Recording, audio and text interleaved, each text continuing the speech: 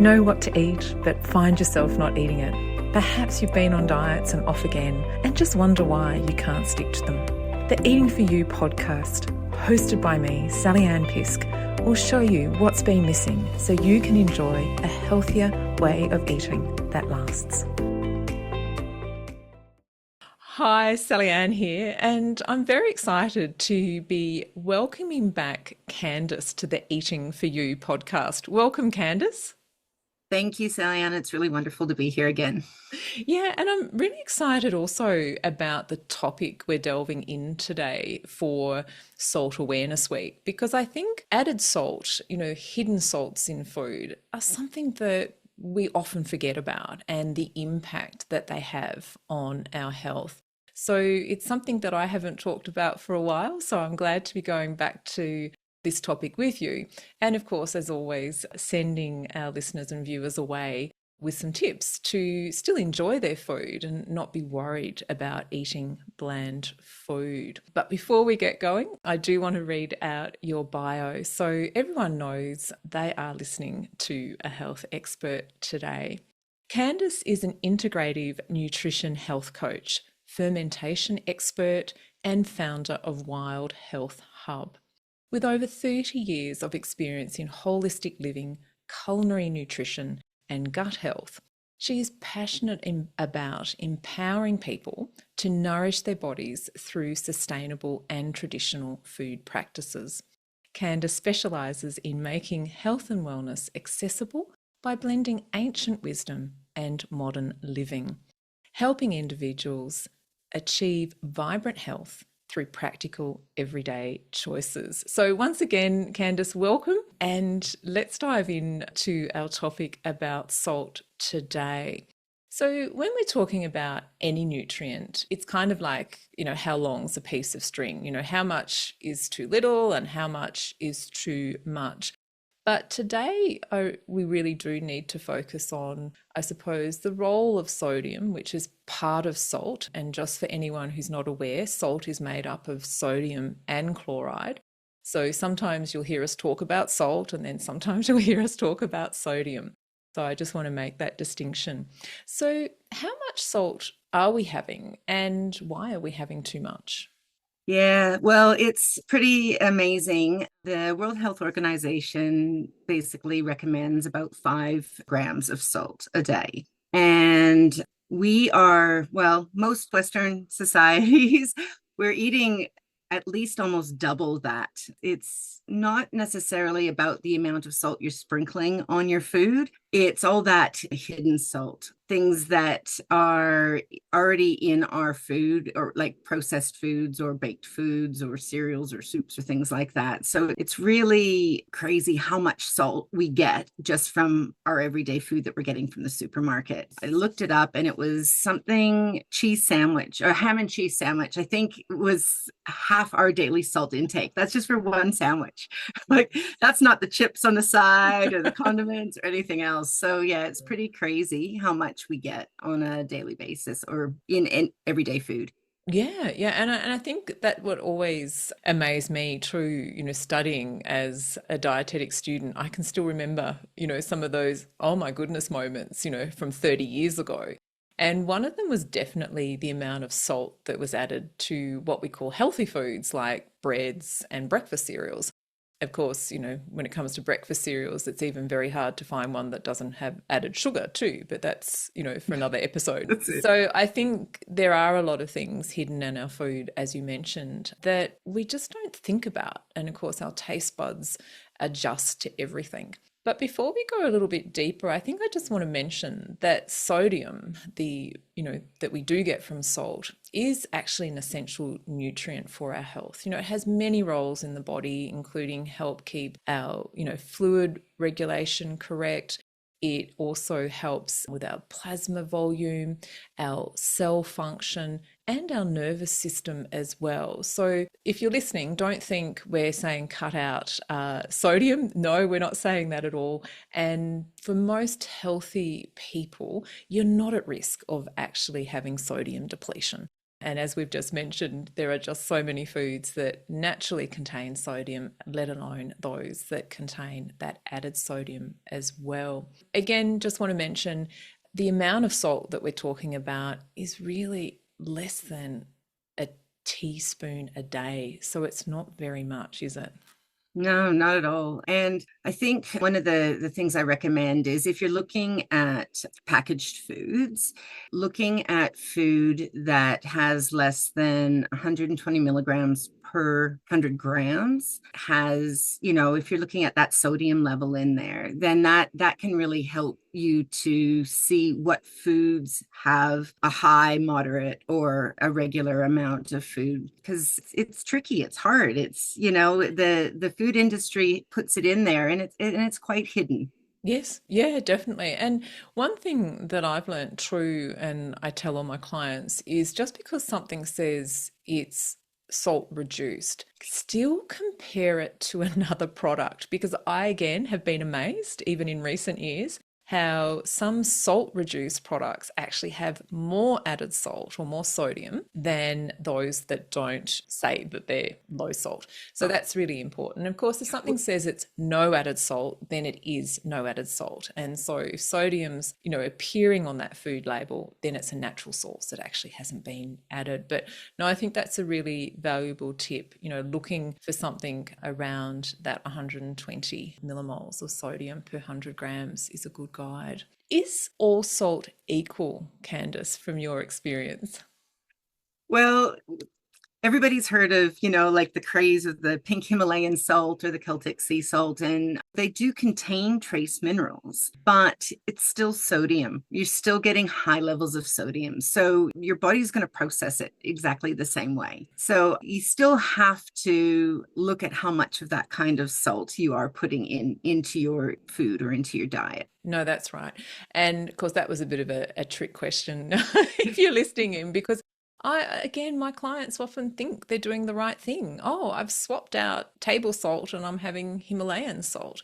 And then I know for a while, and I haven't followed this up, but we again have to check where this salt has actually come from to see if it is truly Himalayan salt as well. So that's really important. Salt is salt.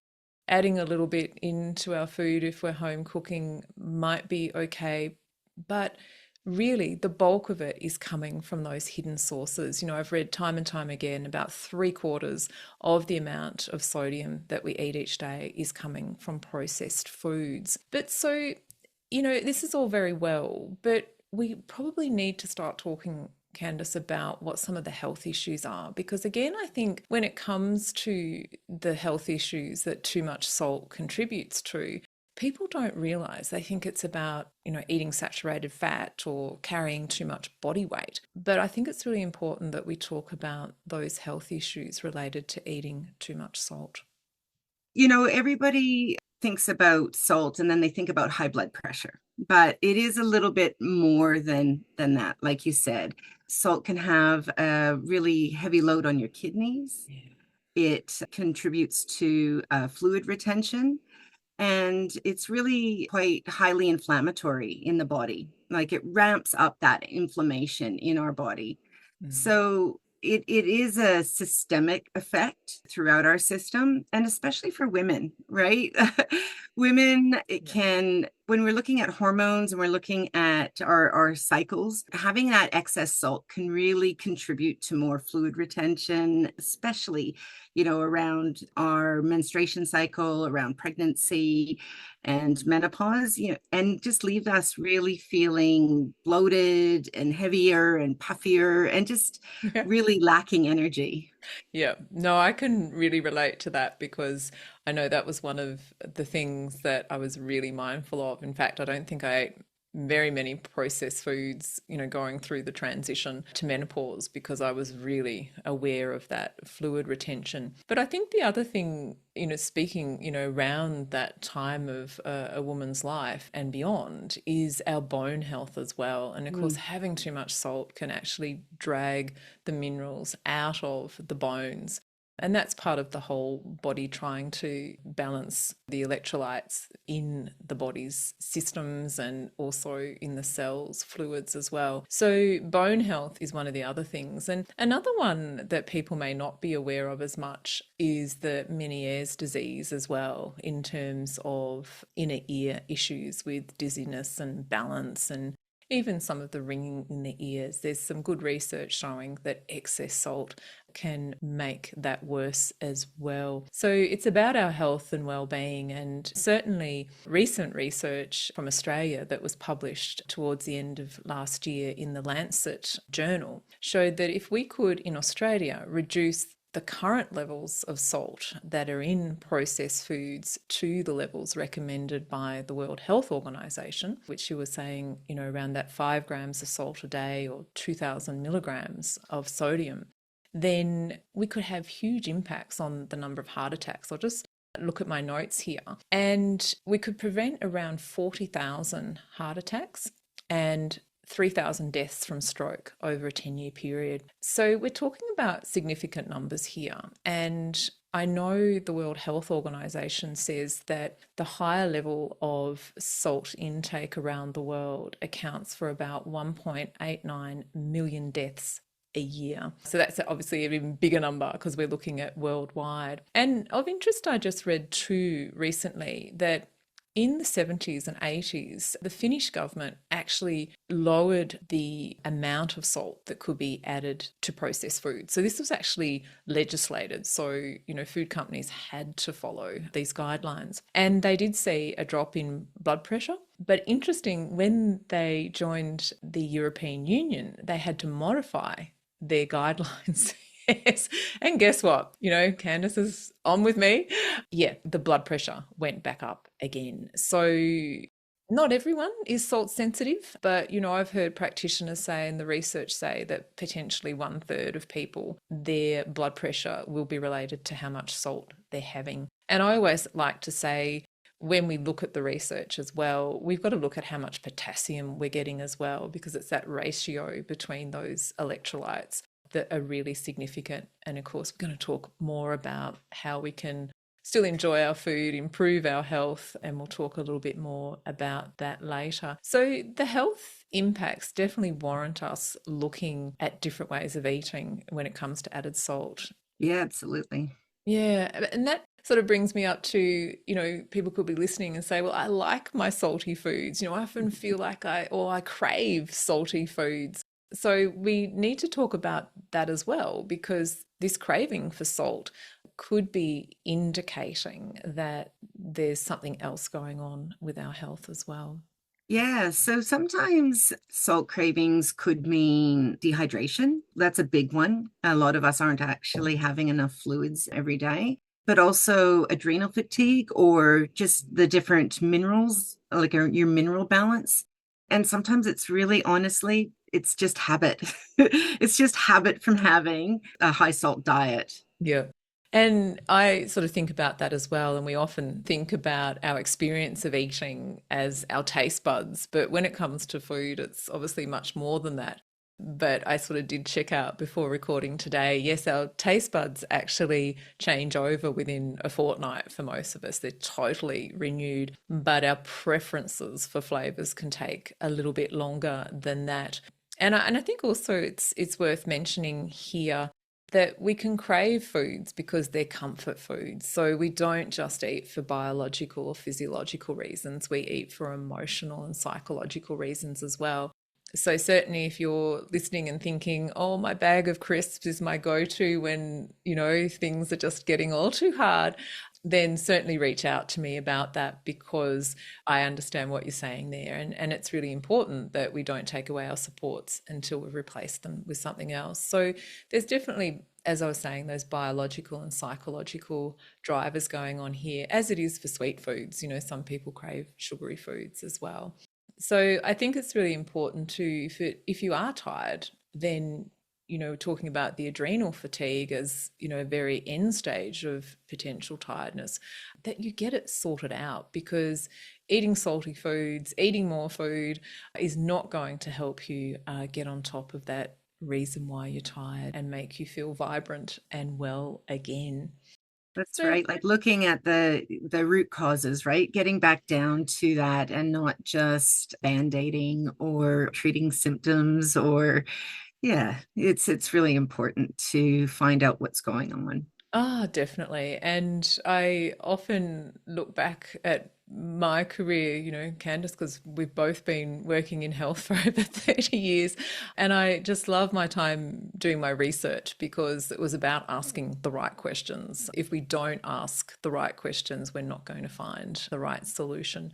So very important, to reflect on, what could be the cause for you not feeling 100%, because we all deserve to feel 100%. Not that we feel like 100% every day, but we know what that feels like, and we know what we can do to help us be at that level. So we've talked a little bit about the hidden sources of salt.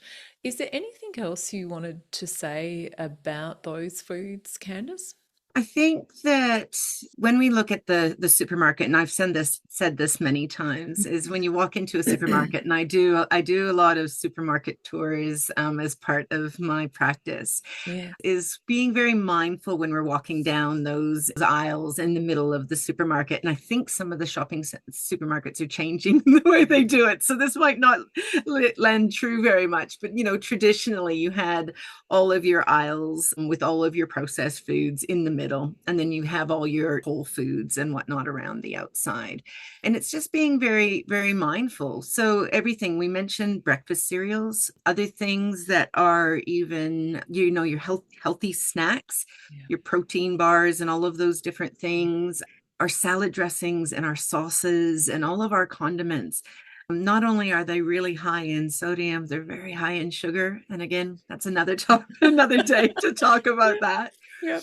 But also not just looking at your savory foods, right? Your savory packaged foods, your sweet packaged foods often have a lot of hidden salt because it's used as a flavor enhancer. Yeah. So just again, looking at labels, and we'll talk about it, but trying to get as much home cooked and homemade foods as you possibly can so that you are in control of what is in your food. Oh, definitely. And I am going to share a link. The Australian National Heart Foundation have a great salt sort of guide, for shopping, but also a salt converter. So, as we were talking before about the amount of salt versus the amount of sodium. So just to double check if you want to with your intake. And that's quite a nice online tool that I'll make available. But also, I think just making sure added salt could come up as yeast extract or bicarbonate, sodium bicarbonate. MSG doesn't tend to be added to foods as much anymore, but just double checking what's in your food. And some processed ingredients, unfortunately, they have a long list of ingredients. And that in itself, I think, should be a bit of a red flag. If it's got more than maybe 5 ingredients, I That's start to it. worry. Picks up 2 labels on the packet. Yeah. I know. And because there's so many, the print's even smaller. And even with my glasses on, I can't read it. Yeah, so I think it's really important just to know what's in your food, as you said, because again, 3/4 of what we're eating is coming from this packaged food. And I just want to add in, because from time to time I look at some of the vegetarian foods that are available that are pre-prepared. And again, that added sodium is quite extraordinary. But even things like if you wanted to have some canned legumes and lentils at home, if you get to do your soaking for the week or whatever, that's a really simple way of, just don't buy the ones with added salt. And there are lots of varieties that don't come with added salt. So that's a really good thing. Or if they do, even rinsing off the canned beans or vegetables will help reduce, that sodium content a little bit. So that's great in terms of understanding those hidden sources. But let's have a look at some of the challenges we face to actually start making these changes. And that's something you and I are both very passionate about as well. It's all very good having the knowledge, but how do we put it into practice? And in particular with salt, what are some of the challenges that you've seen for your clients, Candace? I think it is that taste expectation. It's we're used to the high salt, high flavored food, or like the food industry has just trained our palates to love that kind of flavoring. And a lot of people are like really worried that the food's going to taste bland and it's not going to be appetizing to eat. So I guess that's probably the biggest challenge, Yeah. that I'm not going to like my food. No, no. And I think also the thing, depending on the household, how much packaged food is already eaten as well. Because when you cook, from scratch, I have to put my hand up and say I do have, some pre-prepared things, but again, I tend to watch for the added salt. But if I compare myself, obviously, to the average Australian household, then all the sauces that they're adding to their curries, their pastas, they're all coming out of a jar or a packet. And so it's that confidence, I think, and getting your head around, well, it doesn't actually have to take a lot of time to add flavor to your food.